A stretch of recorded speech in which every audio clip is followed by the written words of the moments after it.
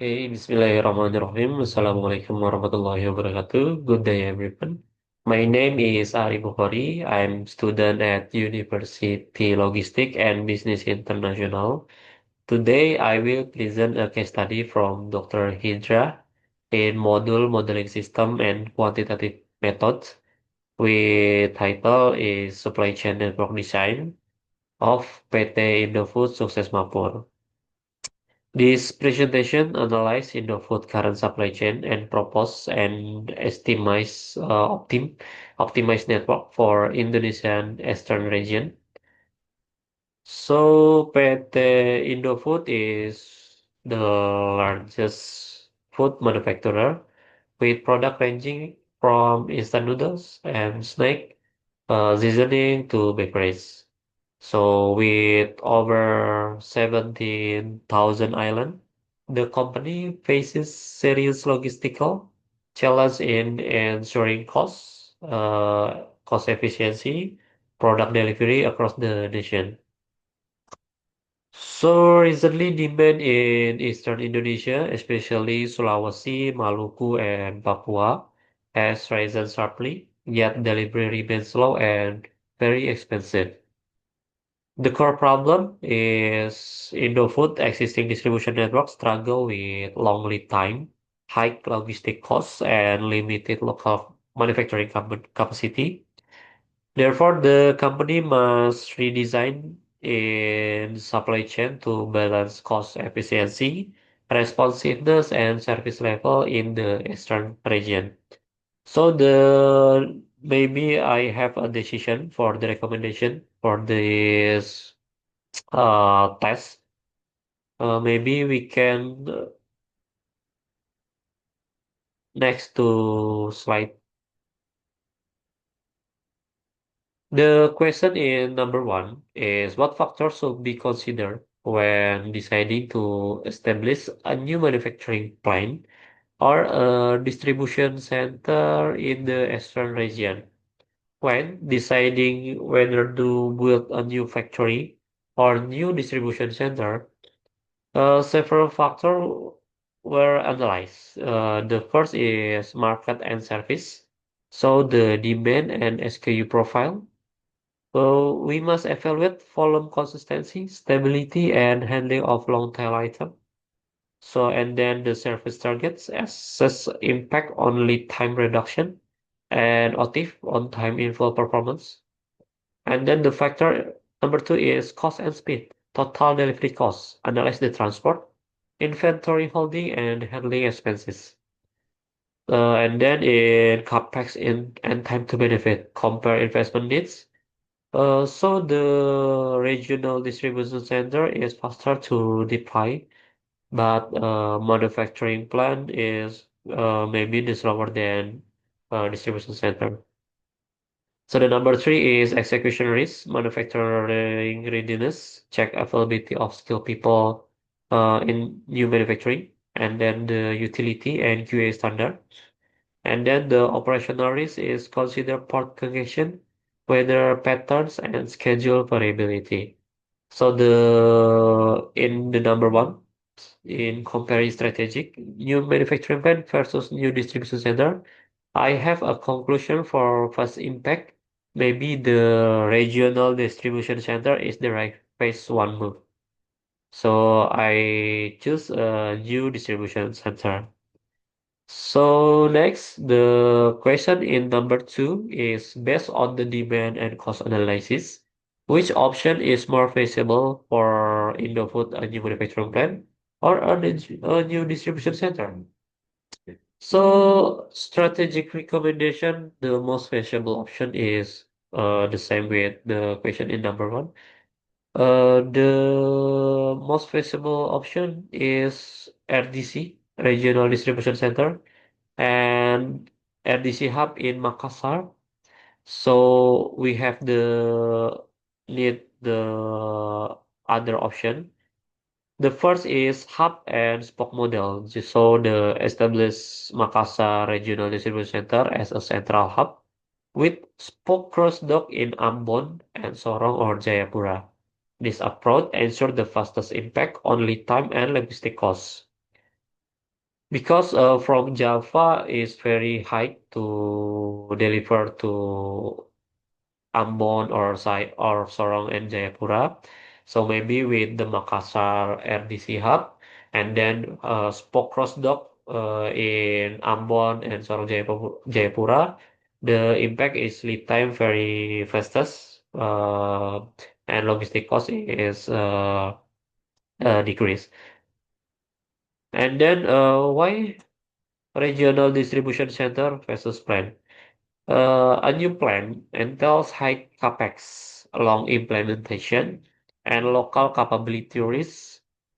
So if regional distribution center is the optimal phase one move to position inventory closer to demand immediately.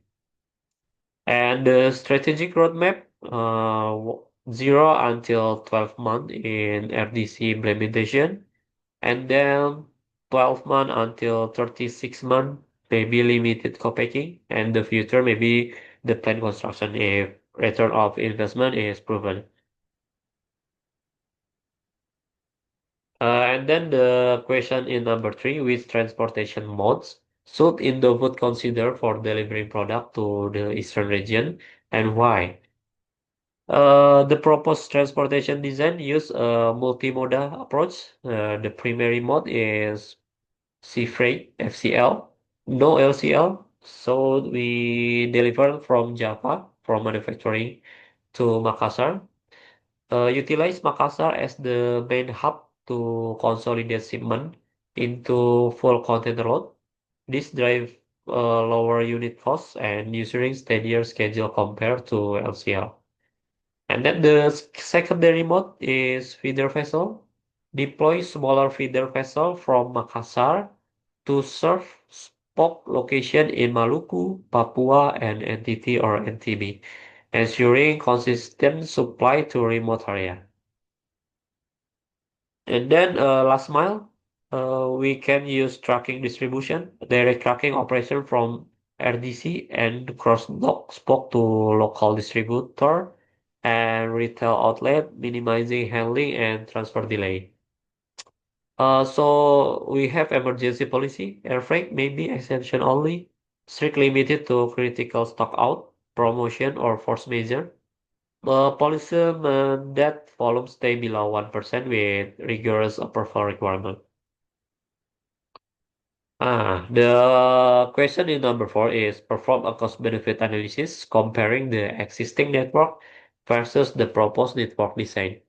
So I have a assumption demand is 24 million carton per years, and then the capacity container 40 feet is 4K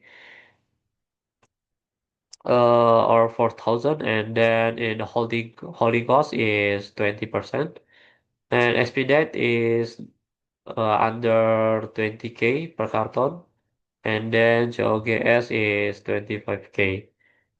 So the component we have comparing is transport, expedite cost, and emergency only, and then inventory holding, and lost sales, distribution warehouse, and if we have RDC costs, so the fixed cost and operation.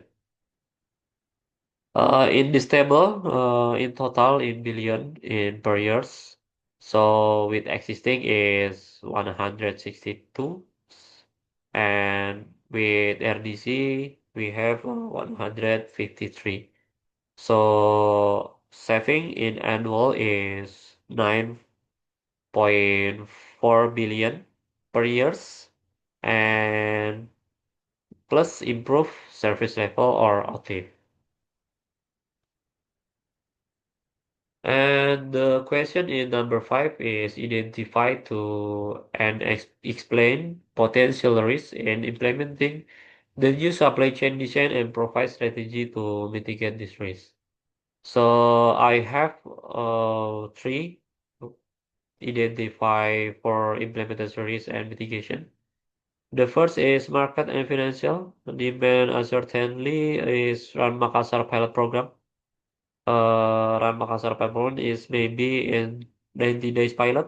then scale based on active metric and cost to serve analyze the first, and apply ABC segmentation and enforce monthly SNOP review. So demand and supply maybe will be stable with SNOP review. And then in RDC cost overrun, start with list 3PL. So we don't build RDC, but we with 3PL for flexibility, ensure scalable capacity, and cross-dock slow movers. And then the risk number two is logistic and operation. So the port and schedule volatility. Adopt multi-carrier strategy with fixed sailing schedule and real-time estimate time arrival, visibility tools, and then uh, weather and disruption. Develop emergency playbook and establish dual line routing option for critical paths. And the number three is quality and compliance. So, damage and product expiry. The mitigation is strict FIFO protocols, regular 3PL audit, and standardized pallet or packaging SOP, and regulatory and admin. Maintain comprehensive compliance checklist, standard documentation, and early liaison. So that concludes my presentation. I hope this video presentation will be useful and insightful for all viewers. Have a good day. Thank you very much. Wassalamualaikum warahmatullahi wabarakatuh.